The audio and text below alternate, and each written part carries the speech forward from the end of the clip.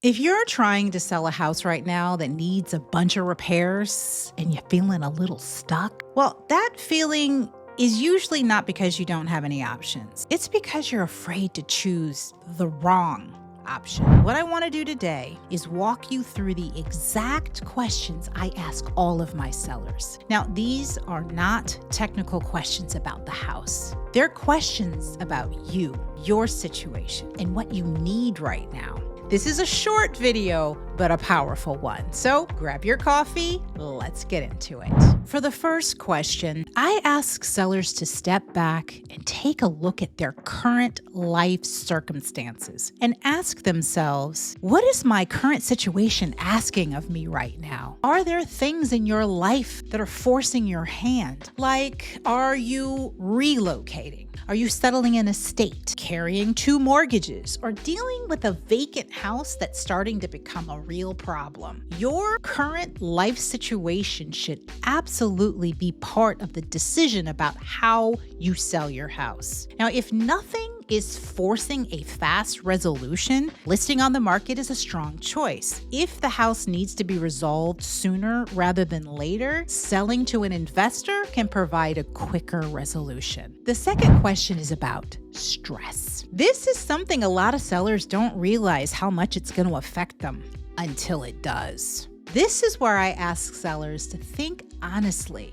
about their capacity to deal with stress before they make any decisions. I want you to consider your current life situation that we just talked about and ask yourself, how much process can I realistically handle right now? Selling a house is stressful. Now, that doesn't mean that it's impossible, but it does mean managing showings, navigating tight timelines, defending yourself against lowball offers, and the worst one, not really knowing what your final sales price is going to be until the very end of the transaction. Now, I'm not trying to scare anyone, but that's just normal when you're listing a house for sale. So if that feels manageable and you're confident that it's not going to take over your whole life, then selling on the market could be the right fit. If you're already running on empty, maybe you're dealing with a loss, or you're burnt out from years of problem tenants, or you're going through a major life transition.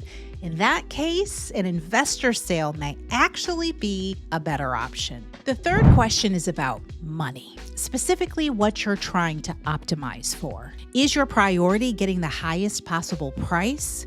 Or is getting the house off your plate as quickly as possible more valuable to you right now? This is where your answers in the first 2 questions really come into play. Once you've taken an honest look at your life situation, question 1, and your stress level, question 2, you're in a much better position to weigh the trade-offs between prioritizing between top dollar and prioritizing top speed.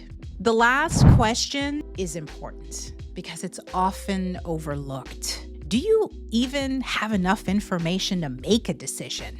Some sellers still need to gather more information, like which repairs actually matter? What is the house realistically worth as is? How long will each option take? And what can I truly walk away with after all the costs? If those answers aren't clear yet, choosing a strategy is premature. Too many sellers rush this part and they lock themselves into a strategy way too early. If there's still some information gaps right now, that's not a problem. It just means that your next step isn't choosing a path. It's gathering better information and, more importantly, giving yourself enough time to process it. To help, I've put together a simple checklist that you can download that walks you through all the key pieces of information sellers should gather before choosing a strategy, completely free in the link below. This series is not about pushing you towards one strategy over another strategy. It's about making sure that when you do choose, you understand why it makes sense for your situation.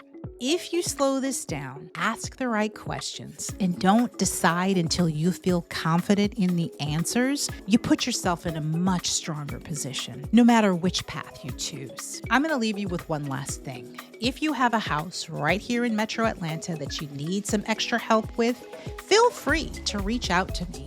Just click the Work With Me link in the description below, or if you just have a question, click the Ask Me Anything link. I read and answer each and every one of those questions. All right, I'm done. I'll see you in the next video.